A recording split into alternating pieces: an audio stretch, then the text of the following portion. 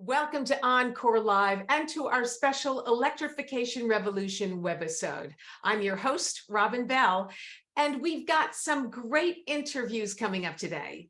Specifically, the events and advancements tied to electric vehicles and the impact this ever-evolving segment has for all those involved in the transportation value chain. It's an incredibly exciting time with an array of opportunities for your business. And today's OnCore Live guests are at the forefront of all things EV. SAE is a leader in connecting and educating engineers with a focus on aerospace, commercial vehicle, and automotive engineering. Today, editorial director Bill Visnic is going to share with us how the electrification revolution is changing how he and SAE are shifting their editorial coverage along with the trends and insights that he sees. Bill, welcome to OnCore Live. I'm really glad that you're here with us today. Thanks, Robin. I appreciate being here. I'm looking forward to this. Yeah, so am I. All right, here's a question for you. Why don't we begin by having you introduce yourself to our audience, and would you give us a background into the publications that you serve in the mobility space? Sure. My name is Bill Visnic. I'm the editorial director at SAE International. For those who don't know, SAE is the Society of Automotive Engineers, and it is a 200,000 member unit globally that has represents engineers, technical experts, and volunteers all over the globe who are working on mobility solutions and standards to use all over the world, really, in the transportation sector. So we are involved in just about every aspect that you can think of in terms of mobility engineering. And my group is responsible, or we're sort of the in-house journalists, if you will, of SAE International. So we publish two different magazines for automotive, automotive engineering, and ADAS and autonomous vehicle engineering, as well as a commercial vehicle related magazine called Truck and Off-Highway Engineering. So you're getting us all the latest information. You know, it seems like all the automotive manufacturers are actively engaged in the EV marketplace. When you look at the increasing awareness of EV, including the positive attributes and the challenges, how does this impact what you're covering?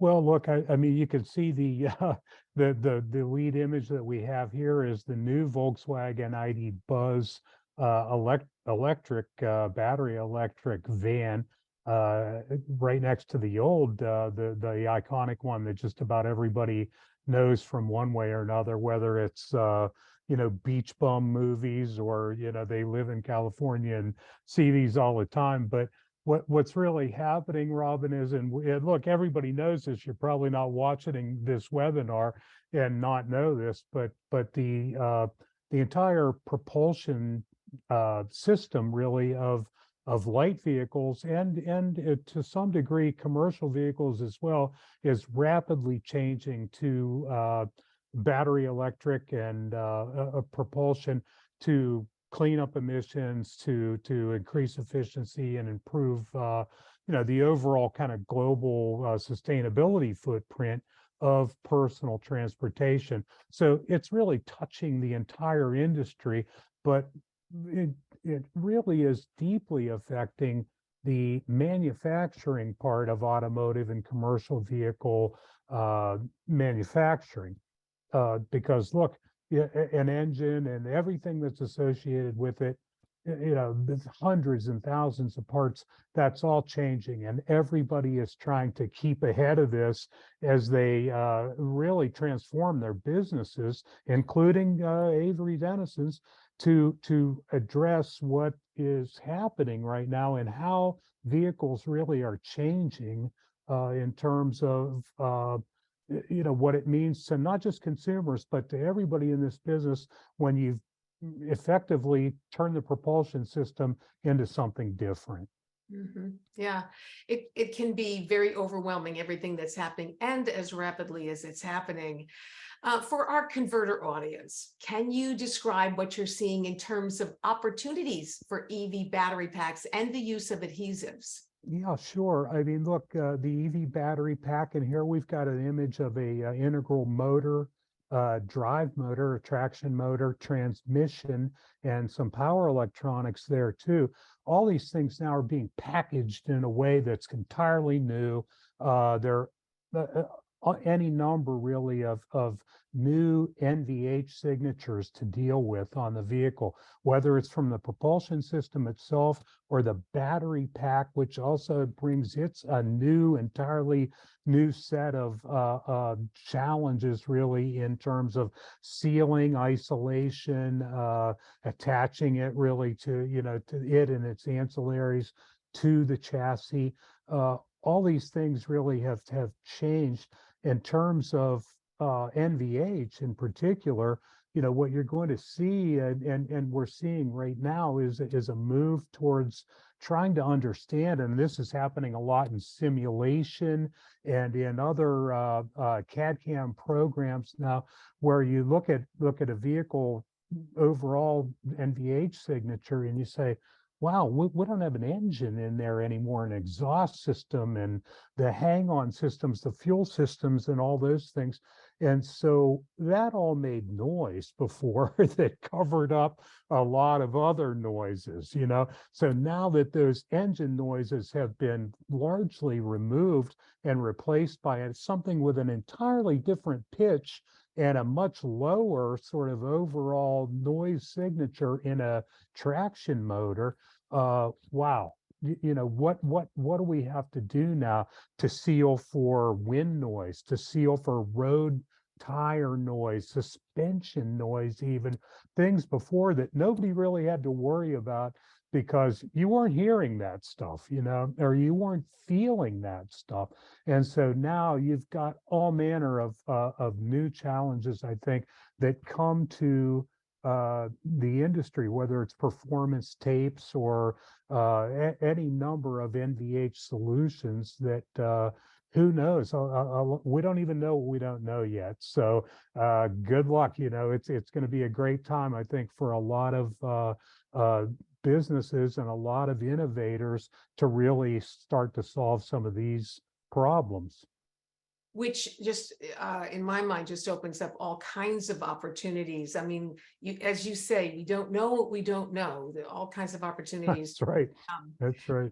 yeah, and there's certainly a lot of potential for opportunities, I think. So as EV adoption increases with consumers, where have you identified the earliest adopters of EV technology? Well, there's a couple of prongs to this one, I think, Robin. First of all, we've got on the screen here a couple of issues of our Autonomous and ADAS Engineering magazine, and there's a real sort of parallel kind of development with autonomous vehicle engineering, because the presumption really, for the most part, is almost anything that's autonomous or has a high level of driving automation is probably going to be an electric vehicle as well, just because all these systems are so collaborative and so intermingled that you're not going to see a lot of internal combustion vehicles in that realm. So these two paths are sort of running concurrently: electric vehicles in automation and high level of automated driving. So you're seeing that. But what you're also seeing, and you've got on the left there a truck that's pictured, really, really important sector right now for automation, as they try to address, for over-the-road trucks in particular, driver shortages, regulations, things that are really impacting the driver aspect of commercial vehicles. And we've got a bus here too, for instance, and those things, commercial vehicles that run on very fixed duty cycles, let's say, or even a big off-road vehicle in a mine somewhere or something that runs on a loop that's sort of fixed and continuous, really good opportunities there, not just for automation, full automation, but also maybe as electrification, depending on what it's, what the demands of the job are. But both very important aspects of the commercial vehicle market that I think are kind of running concurrently and mutually supportive. And all of this is moving as we're talking about all this. It's all moving so fast. So, EV, we're talking about this, EV is changing the landscape of the evolution. So what are we seeing? What are you seeing in these trends? Sure. On the screen right now, we've got an interesting graphic here that's meant to indicate, what's really going on in terms of high level electric vehicle development. Uh, it's all over the place in terms of who's developing artificial intelligence, machine learning aspects that all really, Robin, get wrapped into now what we're calling software-defined vehicles. And everybody's got a little bit of a different definition of what that necessarily means to, someone out in the industry. But what it really means in the business itself is, as increasing electrification comes to every aspect, not just the propulsion system of a vehicle, but to the suspension, to the to the other major parts of the vehicle that are still related to hardware. We're going to see software increasingly sort of defining and tuning those systems so that, to such a point that you'll have the possibility, let's say, to run an entirely different suspension tuning this morning than you did yesterday afternoon, if that's your choice. You can just do that through a downloaded over-the-air software update to your suspension. Change the power characteristics of your motor, all kinds of things. And again, we don't know what we don't know yet, I think, in some senses here, of what we're going to be able to do. But really, when you get into the cabin as well, is where software is going to really start to shape our experiences and what you're able to do in the cabin while you're traveling. Not just the passengers maybe, but also the drivers too. So software-defined vehicles really going to be a word that's, or a term, I guess I should say, that's going to be top of mind, I think, for several years as we really start to uncover what all we can do with software.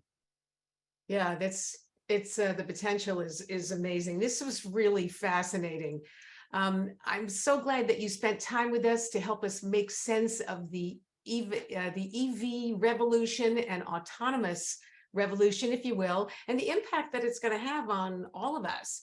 Thank you for this, Bill. We appreciate it. Thanks, Robin. From all of us at OnCore Live, thank you for joining us today. And we're going to see you in September. Enjoy your summer.